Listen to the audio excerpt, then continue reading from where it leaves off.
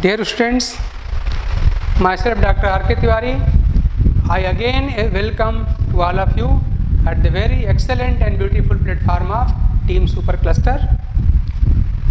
Students, हमने पिछले class में आपको ऑक्सी एसिड्स के बारे में उनके स्ट्रक्चर लिखना हमने बताया था और उसमें हमने उनकी ऐसी केस डिस्कस की थी आप लोगों से जिसके पास केवल सिंगल सेंट्रल एटम था।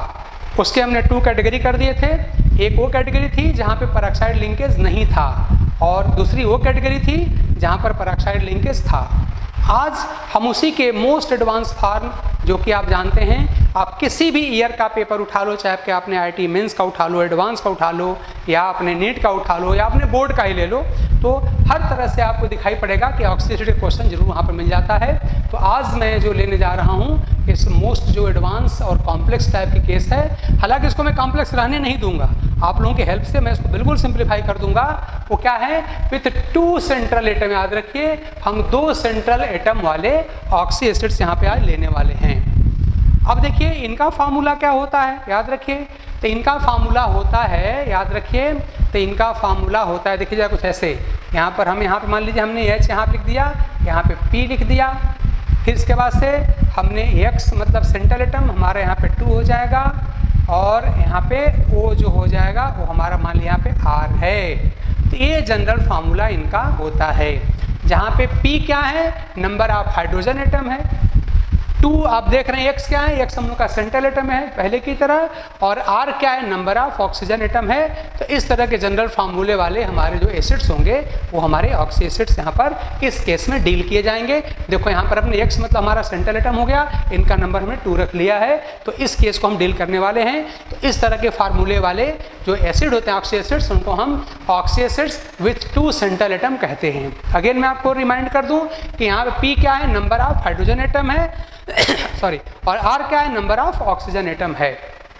तो इस तरह से आपको इस तरह केस हमको देखने को मिलेगी। अब देखिए यहाँ पर एक छोटा सा आपको रूल आपको यहाँ पर थोड़ा सा देखना पड़ेगा। वो रूल देखिए क्या है कि हमारे पास यहाँ क्या देखने को मिलेगा? यहाँ पर देखने को 3 केस मिलती है। देखिए पहली केस मिलेगी कि आपको हो सकता है कि दोनों सेंट्रल एटम के बीच में X बॉन्ड हो, इस तरह केस मिलेगी। जैसे मान लीजिए मैं कहूँ आपसे कि यहाँ पर ऐसे X बॉन्ड यहाँ पर मिल जाए, एक केस ऐसी देखने को मिलती है। दूसरी केस देखिए क्या मिलेगी देखने को कि दूसरी केस में आपको मिल सकता है कि यहाँ जो 2 यहाँ पर सेंट्रल एटम्स होते हैं वो ऑक्सीजन के थ्रू यहाँ पर जुड़े हों, एक केस आपको ऐसे मिल सकती है। और थर्ड केस जो मिलेगी आपको इसमें वो ये मिलने वाली है कि वहाँ पे जो 2 हैलोजन एटम्स होते हैं वो आपस में परऑक्साइड लिंकेज के थ्रू जुड़े होते हैं। तो ये 3 पॉसिबिलिटीज होती हैं।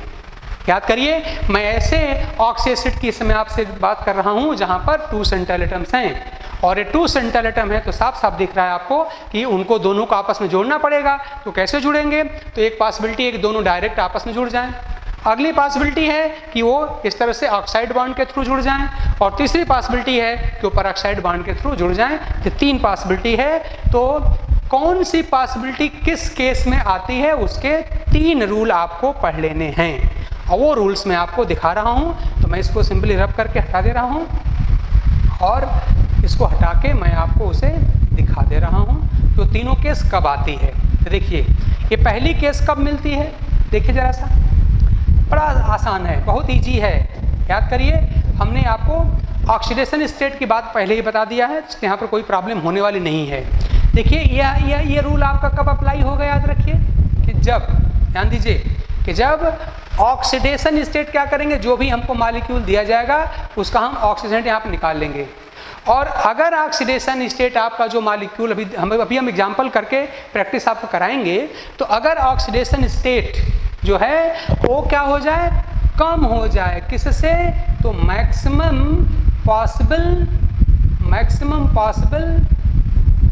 ऑक्सीडेशन स्टेट से।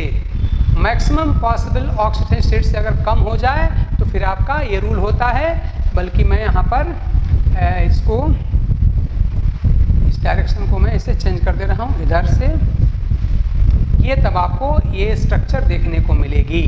तो हम क्या करेंगे, अभी हम एग्जाम्पल करके आपको दिखा रहे हैं।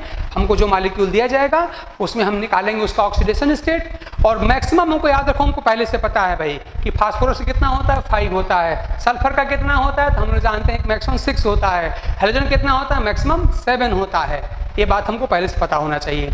मैंने क्या कहा, मैंने कहा फास्फोरस का मैक्सिमम 5 होता है, सल्फर का मैक्सिमम 6 होता है, हाइड्रोजन का मैक्सिमम 7 होता है। ये बात हमको पहले से याद होना चाहिए। तो हमको जो मॉलिक्यूल दिया जाएगा उसका हम ऑक्सीडेशन नंबर निकालेंगे। अगर वो जो ऑक्सीजन नंबर है वो क्या है, कम हो जाए किससे, मैक्सिमम पॉसिबल से, तो उस कंडीशन में हम लोग ये बांड लगाएंगे। ये रूल आप याद रखेंगे। ठीक, तो इस तरह से पहली कंडीशन तो आपकी ये बन गई। सेकंड कंडीशन आपके सेकंड के लिए है, और वो सेकंड कंडीशन क्या है कि अगर ऑक्सीडेशन स्टेट जो हम निकालेंगे मॉलिक्यूल में, अगर ये हो जाता है इक्वल टू किससे, मैक्सिमम पॉसिबल स्टेट के, अगर ये मैक्सिमम पॉसिबल स्टेट के या पॉसिबल ऑक्सीडेशन स्टेट के अगर इक्वल हो जाए तो आपको इस तरह का बांड मिलेगा। यानी कि जो 2 सेंट्रल एटम्स होंगे वो क्या करेंगे, इस O के थ्रू जुड़े होंगे। तो ये कंडीशन कब अप्लाई होगी कि जब हमारे मॉलिक्यूल में जो हमारा एटम है, जब उसका ऑक्सीडेशन नंबर मैक्सिमम के बराबर हो जाए। जैसे मान लो फास्फोरस है तो उसका मॉलिक्यूल में भी 5 मिले और मैक्सिमम भी आप जानते हैं 5 होता है। सल्फर हो तो उसका मॉलिक्यूल में भी 6 मिले और मैक्सिमम भी 6 ही होता है। तो अगर दोनों बराबर हो गए तो हमको यहाँ पर ये बांड देखने को मिलता है। लेकिन कुछ केस ऐसी भी होती हैं जहाँ पर ये थर्ड वाली बात आपको दिखेगी, और वो क्या है कि अगर आपको जो मॉलिक्यूल या कंपाउंड दिया गया है उसमें ऑक्सीडेशन स्टेट क्या हो जाए, अधिक हो जाए, किससे, इस मैक्सिमम पॉसिबल ऑक्सीडेशन स्टेट से। अगर इस मैक्सिमम पॉसिबल ऑक्सीडेशन स्टेट से अगर ये अधिक हो जाए, आपके मॉलिक्यूल में जो एटम है उसका ऑक्सीडेशन स्टेट अगर ये अधिक हो जाए, याद रखिएगा, तो उस कंडीशन में आपका ये जो 2 सेंट्रल एटम होंगे वो पेरोक्साइड लिंकेज के थ्रू जुड़ेंगे। तो ये रूल बहुत इंपॉर्टेंट है, आप ढंग से इतनी बात तो आप तुरंत यहाँ पे याद कर लीजिएगा। अगर हाँ आपको ये बातें अगर लर्न हो जाती हैं तो हम एक एक करके सारे एग्जाम्पल आपको दिखा दे रहे हैं। और ये जिसको हम लोग सो कॉल्ड कॉम्प्लेक्स केस कहते हैं, बड़ा इसका लोग हवा बनाते हैं, बड़ा कठिन होता है ऑक्सी एसिड, वो भी आपको बिल्कुल जो हमने इसके पहले के वीडियो में दिखाया था जिस तरह से सिंपल सिंगल सेंट्रल एटम वाले, उसी रूल से सब के सब गवर्न हो जाएंगे। एक्स्ट्रा आपको केवल इतना ही भर पढ़ना है। इतना ही अगर आपने पढ़ लिया तो आसानी से सारी बातें हम लोग यहाँ पे डिस्कस कर लेंगे। तो चलिए हम एग्जाम्पल करके आपको दिखाते हैं, तो आप इसको ढंग से देख लीजिएगा, इसमें कोई प्रॉब्लम आपको होनी नहीं चाहिए। मैंने कहा कि अगर स्टेट अगर आपका कम पड़ता है मैक्सिमम से तो आपका ये बांड हो जाएगा, अगर दोनों अगर इक्वल हो जाते हैं तो आपका ये एक्स बांड हो जाएगा, और अगर आपका स्टेट अगर अधिक हो जाता है मैक्सिमम से तो उस कंडीशन में आपका पेरोक्साइड लिंकेज यहाँ पर पाया जाएगा। तो ये बात बहुत ज़रूरी है, इन तीनों को आप अगर आप ढंग से समझते याद करते हैं तो हमारी आगे की सारी केसेस हम बहुत ही फेयरली, बहुत ही इजीली, बहुत ही इंटरेस्टिंग तरीके से इसको हम डील कर लेंगे। चलिए हम शुरू करते हैं। तो हम आते हैं अपने एग्जाम्पल्स पे। एग्जाम्पल देखिए आपका H4P2O6 है। देखिए साफ साफ आपको दिखाई दे रहा है यहाँ पर कि आपका सेंट्रल एटम फास्फोरस है और ये 2 हो गए। तो हमारा सबसे पहला काम क्या होगा कि सबसे पहले आपको इसमें फास्फोरस का निकालना पड़ेगा ऑक्सीडेशन स्टेट, और वो निकालने आपको आता ही है, मैंने पिछले बताया था।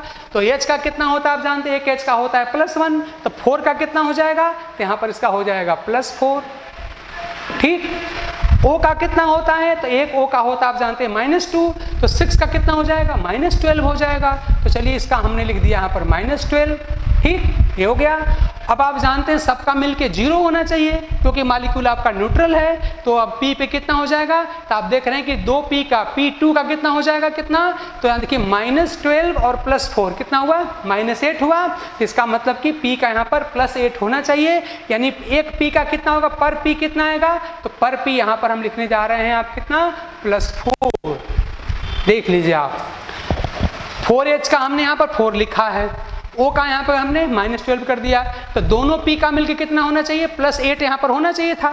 तो हमको याद रखिए, हमको सेंट्रल एटम का पर एटम निकालना है, पर यानी एक का निकालना है। तो 2P का हो गया यहाँ पर 8, तो 1P का कितना हो जाएगा, यहाँ पर +4 होगा।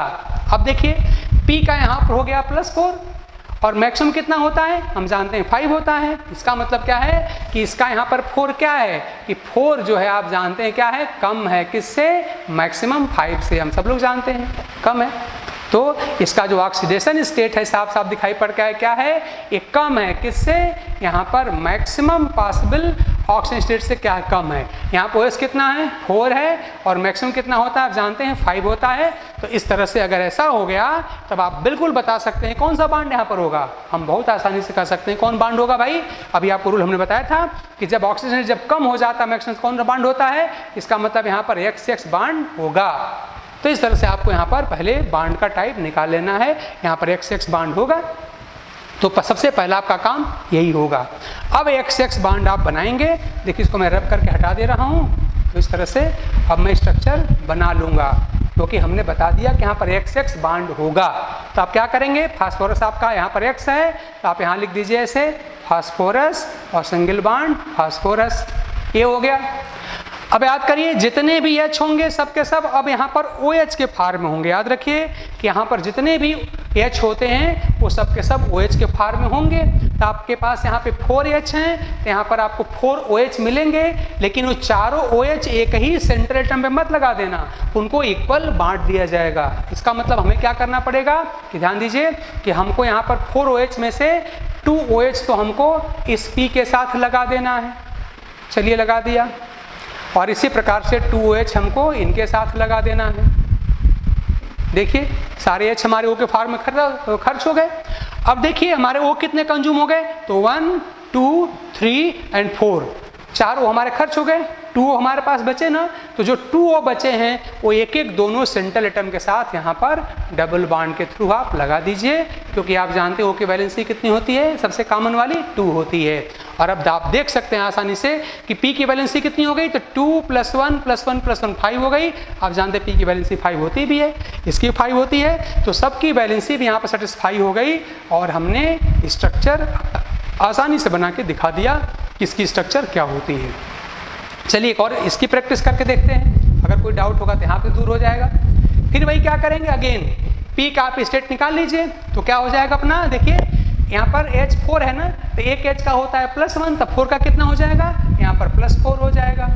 पर O कितना होता है, -2 होता है, तो 7 कितना हो जाएगा, यहाँ पर -14 हो जाएगा। सबका मिलके 0 होना चाहिए, तो इस तरह से दोनों P का मिलके कितना होना चाहिए, याद करिए दोनों P का मिलके कितना होना चाहिए, तो -4 और में से +4 करें कितना आएगा, यहाँ पर 10 आएगा ना, यहाँ पर कितना आएगा, यहाँ पर +10 आएगा। तो दोनों P का मिलके हुआ 10, तो हमको पर P चाहिए, एक P का चाहिए, तो कितना आएगा पर P, यहाँ पर याद रखिए यहाँ पर आपका +5 हो जाएगा। तो इस तरह से याद रखिए कि हमने जो +4 लिखा है वो चारों H का लिखा है, -14 हमने ऑल द 7O का लिखा है, लेकिन हम जो सेंट्रल एटम का लिख रहे हैं हम पर एटम लिख रहे हैं। याद रखिएगा इस बात को विशेष रूप से याद रखिए, हमने +4 क्या लिखा है, ऑल द 4H के लिए लिखा है, -14 ऑल द 7O के लिए लिखा है, लेकिन जो हमने +5 लिखा है वो केवल सिंगल P यानी सिंगल सेंट्रल एटम के लिए लिखा है। ठीक, तो आप देख रहे हैं कि इसका क्या हाल दिखाई पड़ रहा है, तो यहाँ पर इसका जो ऑक्सीडेशन स्टेट है कितना है, मैं ब्रैकेट में लिख दे रहा हूँ कितना है, +5, यहाँ पर +5 है। ठीक, और मैक्सिमम कितना होता है वो भी +5 ही होता है, आप जानते हैं। तो इक्वल टू कितना हो गया, यहाँ पर मैक्सिमम पॉसिबल ऑक्सीडेशन स्टेट वो भी आप जानते हैं +5 ही होता है, इसके बराबर हो गया, दोनों बराबर हो गए। इसका मतलब यहाँ पे कौन सा बांड बनेगा, तो हमने बताया था कि जब दोनों बराबर हो जाए, दोनों सेम हो जाए, तो बांड कौन सा होता है। तो अभी हमने आपको रूल इसके पिछले स्लाइड में दिखाया था, याद करिए। हम जरा वापस आके उसको उस स्लाइड को हम देख सकते हैं। देखिए अगर दोनों इक्वल हो जाते हैं, देखिए साफ साफ दिखाई दे रहा है, अगर दोनों इक्वल है तो कौन सा बांड रहेगा, XOX बांड यहाँ पर रहेगा। देखिए यही वाला है आपका, ये वाला बांड आपका रहेगा। चलिए तो हम आते हैं इस पर, तो इक्वल हो गया, क्या हो गया, यहाँ पर कौन बांड रहेगा, इसका मतलब आपका यहाँ पर ये वाला बांड रहेगा POP, ये बांड रहेगा। तो पहले आपको टाइप ऑफ बांड आपको आसानी से निकालना पड़ेगा। अभी मैं स्ट्रक्चर बना के दिखा दे रहा हूँ। चलिए तो इसका मतलब POP बांड हमारा बन गया, चलो बना लेते हैं फटाफट। देखिए हम इस बांड को बना ले रहे हैं, POP बांड हमको मिलेगा। तो देखिए यहाँ पर मैं दिखा रहा हूँ, तो इस तरह से हमारे एक फास्फोरस यहाँ हो गया, ये हो गया O, ये हो गया P, POP हमारा हो गया, ये बांड हमारा तय हो गया इस तरह से। तो आप चाहो तो इसी को दिखा देते हैं, नीचे स्पेस की कमी है, हम इसी को आगे कंटिन्यू कर लेते हैं। देखिए जैसा हम इसी को यहाँ पर कंटिन्यू करके दिखा देते हैं। तो पीओपी बांड हम लोग का हो ही गया। अब चलिए इसको थोड़ा और नीचे लेते हैं हम। तो हमने इस फार्मूले से बता दिया कि हमारा कौन सा बांड होगा, तो हमारा यहाँ पे पीओपी बांड यहाँ पर होगा। ये बात बहुत ज़रूरी है, ये हमने निकाल लिया। अब आप जानते हैं जितने भी H होंगे सब के सब O के किस फार्म होंगे, OH के फार्म होंगे। तो 4H है, यानी यहाँ पर 4OH मिलेगा। तो 4OH में दोनों P के साथ, दोनों सेंट्रल एटम के साथ बराबर बंटवारा कर दिया जाएगा। इसका मतलब क्या हो जाएगा सिंपली कि अब आप देख रहे हैं कि एक OH आपका इस P के साथ, एक इसके साथ आ गया। तो 4OH में से 2 इनके साथ हमने लगा दिया और 2 हमने यहाँ पे इनके साथ लगा दिया। देखिए इस तरह से इनके साथ लगा दिया। अब देखिए वो हमारे कितने कंज्यूम हो गए, तो 1 2 3 4 5 वो हमारे कंज्यूम हो गए। लेकिन हमारे पास वो कितना था, 7 था। अभी हमारे पास 2 O बचे हैं ना, तो वो 2 O कहाँ जाएंगे, तो उन दोनों को हम अपने सेंट्रल एटम के साथ हम डबल बॉन्ड के थ्रू दिखा देंगे। तो एक हमने वो इनके साथ दिखा दिया और एक को हमने इनके साथ दिखा दिया। तो आप इस तरह से अपने H4P2O7 का स्ट्रक्चर आसानी से लिख सकते हैं। देखिए बहुत आसानी से स्ट्रक्चर आपका लिख गया, कोई कॉम्प्लेक्सिटी नहीं है, बस बैलेंस से सेटिस्फाई करनी है। और जो हमने इसके पहले वाले में हमने जो आपको दिखाया था यहाँ पर, ये रूल जो लिख के हमने दिखाया था कि कब किस कंडीशन में कैसा बांड होता है, ये वाला आप जरूर याद रखना। यही मेन बात है कि कैसा बांड आपका होगा, उसके लिए तीनों रूल बहुत ही इंपॉर्टेंट हैं। इसलिए मैं आपको बार बार इसको करके दिखा रहा हूँ। तो इस तरह से देखिए हमने दोनों मालिक्यूल का स्ट्रक्चर आपको लिख के दिखा दिया। चलिए कुछ और एग्जाम्पल्स लेते हैं, प्रैक्टिस करते हैं। और हम चलिए H4P2O8 पर आते हैं। अपना फिर काम वही रहेगा। काम क्या है अपना काम वही है कि first of all decide the oxidation state of central atom. तो आप देख रहे हैं H4 एक H का होता है +1, तो 4 का कितना हो जाएगा, आपका 4 का हो जाएगा यहाँ पर +4 हो जाएगा। चलिए +4 हो गया। सिंगल O का होता है -2, तो 8 का कितना हो जाएगा, यहाँ पर -16 हो जाएगा। इसका -16 हो गया, इसका यहाँ पर +4 हो गया। और अब सबका मिलके 0 होना चाहिए क्योंकि मॉलिक्यूल हमारा न्यूट्रल है। तो 2p का कितना होना चाहिए, देखिए साफ साफ दिखाई दे रहा है कितना होना चाहिए, 12। तो दोनों p का मिलके यहाँ पर +12 होना चाहिए क्योंकि 12 और +4 मिलके 16, तो +16 और -16 0 हो सके। इसलिए आप जानते हैं दोनों p का मिलके कितना होना चाहिए, +12 होना चाहिए। तो हमको सिंगल ये एक p का पता करना पड़ेगा। तो पर p कितना हो जाएगा, हमारा हो जाएगा यहाँ पर केवल +6। एक बात ध्यान दीजिएगा, इस तरह से H का तो पूरा लिखिए, O का तो पूरा लिखिए, लेकिन सेंट्रल एटम का पर सेंट्रल एटम लिखना मैं बार बार हाईलाइट कर रहा हूँ। तो 1H का होता है यहाँ पर +1, तो यहाँ पर कितना हो जाएगा, ये ±4 नहीं,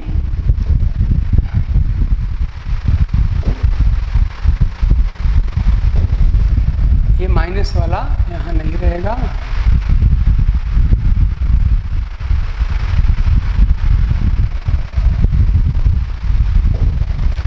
H4 का कितना हो जाएगा भाई, +4 हो गया ना, इसका +4 हो गया और वो का -16 हो गया। पी का आपका कितना आएगा पर एटम, +6 आएगा। तो ये बात बहुत ज़रूरी है, याद रखिएगा। हमने 4H का +4 लिखा है, 8O का -16 लिखा है, लेकिन जो P के ऊपर लिखा है याद रखिए मैंने 1P का लिखा है। दोनों P का तो यहाँ पर +12 आएगा। तो सिंगल P का आपको लिखना है क्योंकि ऑक्सीडेशन स्टेट आपको पर सेंट्रल एटम निकालना होता है, इसलिए मैंने यहाँ पर केवल 1 का लिखा है। तब आप क्या देख रहे हैं कि मैक्सिमम कितना होता है P का स्टेट, 5 होता है और यहाँ कितना है, 6 है। हम कह सकते हैं हमारे लिए क्या दिखाई पड़ रहा है कि यहाँ पर जो ऑक्सीडेशन स्टेट हमको दिखाई पड़ रहा है ऑफ फास्फोरस, वो यहाँ कितना है, +6 है। वो क्या है, अधिक है, किससे, maximum possible oxidation state of phosphorus से अधिक है। और वो कितनी होती है आप जानते हैं कि केवल +5 होती है। तो मैक्सिमम स्टेट आप जानते हैं कि केवल +5 होता है और यहाँ कितना आ गया, 6 आ गया। और अभी हमने आपको रूल दिखाया था, और रूल में क्या दिखाया गया था आपको, कि रूल में हमने आपको दिखाया था कि जब ये अधिक हो जाए तो तब कौन सा बांड बनता है, ये देखिए XOOX यानी पैराक्साइड लिंकेज वाला बांड बनता है। ये तीसरा रूल आपका यहाँ पे लगने वाला है। तो इस तरह से हम लोग यहाँ पर थर्ड रूल यहाँ पे लगाने जा रहे हैं, क्योंकि देख रहे हैं इसका इस कंडीशन में +6 है, मैक्सिमम होता है कितना +5, और जब इसका स्टेट अधिक हो जाए मैक्सिमम से, तभी हमने आपको दिखाया था कौन बॉन्ड बनेगा, XOOX मतलब पेरोक्साइड लिंकेज वाला बॉन्ड बनेगा। चलिए फट से बना लेते हैं। तो फास्फोरस जो होगा यहाँ पे याद रखिए अभी कौन सा लिंकेज में आएगा, तो यहाँ पर फट से हम क्या करेंगे, यहाँ पर हम बना लेंगे POOP।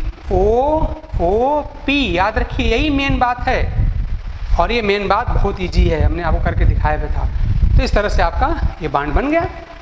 अब आपको पता है जितने भी H होंगे सबके सब OH के फार्म में जुड़ेंगे, तो आपके पास 4 H हैं तो 4 OH होंगे। H हमेशा OH के फार्म में होते हैं, और एक किन से जुड़े जाते हैं, हमेशा सेंट्रल एटम के साथ जुड़े जाते हैं। तो आउट ऑफ 4H मतलब 4OH 2 जुड़ जाएगा आपका इनके साथ, तो 2OH को आप इनके साथ जोड़ दीजिए, लिंक कर दीजिए, और ऐसे ही रिमेनिंग 2 को आप इनके साथ जोड़ दीजिए इस तरह से।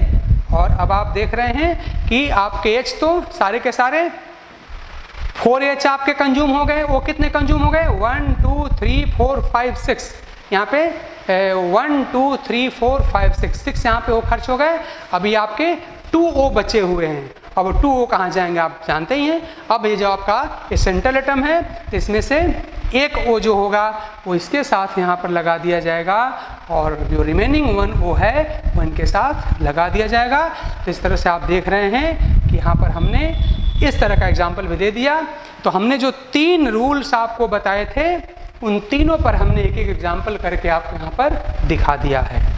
इस तरह से आप चाहें तो एक एग्जाम्पल आप और देख सकते हैं। चलिए देख लेते हैं, इसको भी हम लिख डालते हैं।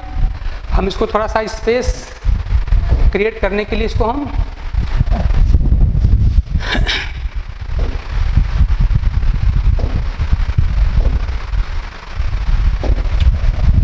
इसको रब करके स्पेस क्रिएट कर ले रहे हैं, और दूसरा वाला एग्जाम्पल भी आपको दिखा दे रहे हैं। चलिए हम लोग इसको देख ले रहे हैं। अब यहाँ पर भी वही पहला काम वही है, क्या निकालना पड़ेगा, ऑक्सीडेशन स्टेट निकालना पड़ेगा। तो बड़ी सिंपल सी बात है। तो 2H का कितना हो जाएगा, यहाँ पर +2 हो जाएगा। 4O का कितना हो जाएगा, -8 हो जाएगा। ये बात आप मत भूलिए ऐसे। तो अब दोनों C का मिलके कितना होना चाहिए, तो आप देख रहे हैं इसका -2 -8 और यहाँ पर +2 कितना आएगा, +6, यानी दोनों C का मिलके कितना आना चाहिए, +6 आना चाहिए। तो हमको तो पर सेंट्रल एटम चाहिए ना, तो पर सेंट्रल एटम कितना आएगा, इसका +3 आएगा।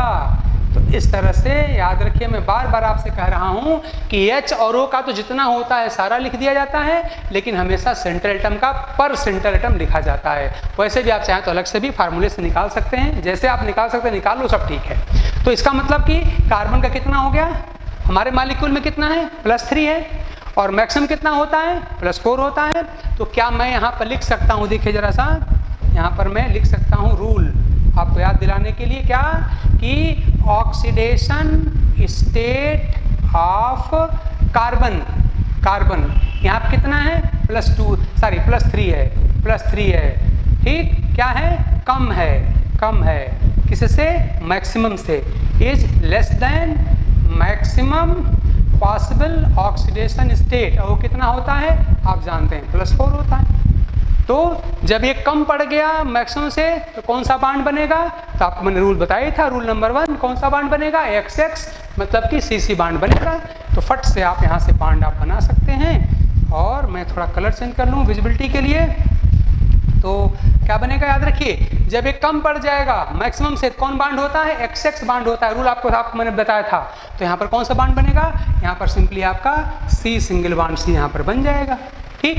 फिर आपको क्या रूल बताया गया था कि जितना H होता है वो सब सारा का सारा H OH के फॉर्म में होता है। तो फटाफट 2OH है ना, 2H बनेगा, तो 1OH लगा दीजिए इनके साथ, और 1OH लगा दीजिए इनके साथ। अब आपके वो कितने कंज्यूम हो गए, 2O कंज्यूम हो गए हैं, कुल कितने, 4, यानी 2 बचे, और जो 2 बचे वो कहाँ जाएंगे, तो दोनों जो बाकी हमारे सेंट्रल एटम्स हैं उनके साथ आप यहाँ पर लगा देंगे। तो इस तरह से आपका ये जो दूसरा वाला मॉलिक्यूल जो था, इस तरह से दूसरे वाले मॉलिक्यूल का भी स्ट्रक्चर हो गया। तो आप इसको भी बहुत ही ईजिली समझ सकते हैं। तो आई होप कि आप इसको भी बहुत आसानी से कर लेंगे। चलिए एक और एग्जाम्पल करके आपके कॉन्सेप्ट को बूस्टअप कर देते हैं। देख लीजिए H2SO4 और H2SO6 हम दो एग्जाम्पल ले रहे हैं, ठीक। तो इसको आप लोग खुद करिएगा, आसानी से हो जाए, कोई प्रॉब्लम नहीं है। मैं इसको दिखा दे रहा हूँ आपको फट से करके, देखिए फिर वही तरीका है। चलो इस बार मैं फार्मूले से निकाल देता हूँ। जैसे आप लोग जनरली निकालते हैं तो स्टेट निकाल देते हैं, तो एस का क्या मान लें हम, एस का हम एक्स मान ले रहे हैं, तो क्या हो जाएगा, एच का आप जानते हैं +1 होता है, 2 कितना हो जाएगा 2 प्लस हमारे 2 एस हैं तो इसको मैं यहाँ पर 2x मान ले रहा हूँ। अब प्लस ओ का कितना होता है, हम सब लोग जानते हैं कि ओ का होता है -2, तो 6 है क्या हो जाएगा 6 × -2। अब इसी को सॉल्व कर लीजिए, हमारा हो जाएगा 2 अब प्लस 2x और -12 = 0। यहाँ से 2x = कितना हो जाएगा 10 हम लोग का हो जाएगा, तो x कितना हो जाएगा हम लोग का 5। x हम लोग का कितना हो जाएगा 5 हो जाएगा। तो इस तरह से आप यहाँ पर सल्फर का भाई जैसे हमने पहले किया था वो शॉर्ट ट्रिक था, उससे भी निकाल लीजिए। अगर उसमें डाउट है तो आप अपने रूल से निकाल लीजिए। तो इस तरह से हम लोग का यहाँ पर कितना हो गया, यहाँ पर +5 हो गया। और हम सब लोग जानते हैं कि सल्फर का मैक्सिमम कितना होता है भाई 6 होता है, तो इसका है 5 और मैक्सिमम होता है 6। इसका मतलब इसका कम ही है, और जब कम रहेगा तो कौन बांड बनेगा, SS बांड बनेगा, इसमें कोई डाउट है नहीं। तो इसी की स्ट्रक्चर हम यहाँ पे दिखा दे रहे हैं, ध्यान दीजिए। हमारा बांड कौन सा बन जाएगा, यहाँ पर हमारा SS बांड यहाँ पर बन जाएगा, क्योंकि इसका जो गिवन मॉलिक्यूल में स्टेट है वो क्या है, मैक्सिमम पॉसिबल स्टेट से कम है। और हमने 3 रूल लिख के दिया था, मैंने कई बार उसको आपको रिवाइज करा दिया, इसलिए आपको याद हो गया होगा कि जब गिवन मॉलिक्यूल में स्टेट कम पड़ जाए किससे, मैक्सिमम से, जैसे मैक्सिमम कितना होता है इसका 6 होता है, यहाँ पे कितना है 5 है, कम पड़ गया, इसका मतलब कि यहाँ पे आपका SS बांड बनेगा। तो आप बांड बना लीजिए। फिर मैंने आपसे कहा था कि जितने भी H होते हैं सब OH के फॉर्म में होते हैं और वो दोनों सेंट्रल एटम के साथ बराबर बराबर बढ़ जाते हैं। तो 2H है तो आपका 2OH हो जाएगा, इसमें से 1 OH आपका यहाँ लगा दिया हमने और 1 OH हमने आपका यहाँ लगा दिया। चलिए भी हो गया। O कितने कंज्यूम हो गए, तो आप देख रहे हैं आपके 2O कंज्यूम हो गए। कितने बच गए, आप देख रहे हैं आपके पास कुल मिला के 6 है ना, तभी 4 बच गए, तो 4 में से 2 इनको दे दीजिए और 2 इनको दे दीजिए। तो वो की वैलेंसी कितनी होती है आप जानते हैं 2 होती है। तो डबल बॉन्ड के थ्रू आप यहाँ पर दोनों ऑक्सीजन आप यहाँ पे लगा दीजिए और इस तरह से यहाँ पर भी आप आसानी से लगा सकते हैं इस तरह से। तो इस तरह से आप देख रहे हैं कि हमने इसकी पूरी स्ट्रक्चर लिख के दिखा दिया। तो आई होप कि आप लोग कोई भी आपके सामने मॉलिक्यूल आ जाए, चाहे वो ऑक्सी एसिड्स हों, चाहे किसी के ऑक्साइड के हों, मतलब कोई भी सिंपल मॉलिक्यूल हो, कॉम्प्लेक्स मॉलिक्यूल हो, सिंगल सेंट्रल एटम हो, 2 सेंट्रल एटम वाले हों, परऑक्साइड लिंकेज हो, ऑक्साइड लिंकेज हो, जैसा भी केस हो, तो आप वहाँ पर अब हमारे ये जो तीन वीडियो आप इसके पीछे के देख लीजिए, एक वीडियो आप ये देख लीजिए, तो हमको लगता है कि किसी भी इनऑर्गेनिक मॉलिक्यूल चाहे कितना भी सिंपल से लेके कितना भी कॉम्प्लेक्स टाइप का हो, कभी भी कोई इनऑर्गेनिक मॉलिक्यूल की स्ट्रक्चर आपको परेशान नहीं कर सकती है। मैं ये दावे से कह सकता हूँ और आप इसको प्रैक्टिस करके देख लीजिएगा। और प्रैक्टिस करने के बाद आप किसी भी ईयर का, जिस ईयर का सबसे मोस्ट टफेस्ट मतलब टफेस्ट पेपर आया हो, मोस्ट टफ पेपर आया हो, डिफिकल्ट पेपर आया हो, उसको लेके भी इसके क्वेश्चन देखिएगा। आप चुटकी बजाते हुए क्वेश्चन आप सॉल्व कर लेंगे। बस डिपेंड इस बात पे करता है कि आप कितना सीरियसली, कितना सिंसियरली, कितने इंटरेस्ट के साथ आप इस वीडियो को देखते हैं। आई होप कि हमारे जो 4 वीडियो कंजुगेशन में बने हुए हैं, आप इन चारों वीडियोस को आप देखिएगा, जो आपको बिल्कुल केमिस्ट्री का एक आपको पैकेज देते हैं चारों वीडियो मिल करके। और इसके बाद से आपको कोई भी स्ट्रक्चर लिखने में कभी कोई प्रॉब्लम नहीं आएगी। और अगर कभी आती है तो आप हम पर कांटेक्ट करिएगा, आपको वो चीज़ें सारी बता दी जाएंगी। तो आप इस पर ढंग से इस पर आप प्रैक्टिस करिए, सिंसियरली और सीरियसली देखिए, और उसके बाद से आप अपने किसी भी एग्ज़ाम के पेपर सॉल्व करिए, बहुत ईजीली सॉल्व हो जाएगा। और इसके बाद आगे जो पार्ट बचता है आगे के वीडियो में दिखाए जाएंगे। तो आप बहुत ही इस कोरोना पीरियड में खुश रहिए, सारे गवर्नमेंट और डॉक्टर्स के रूल को फॉलो करिए, अपने घर में सेफली स्टे करिए, खूब पढ़िए, खूब मेहनत करिए, एंजॉय करिए, खुश रहिए। तब तक के लिए थैंक यू।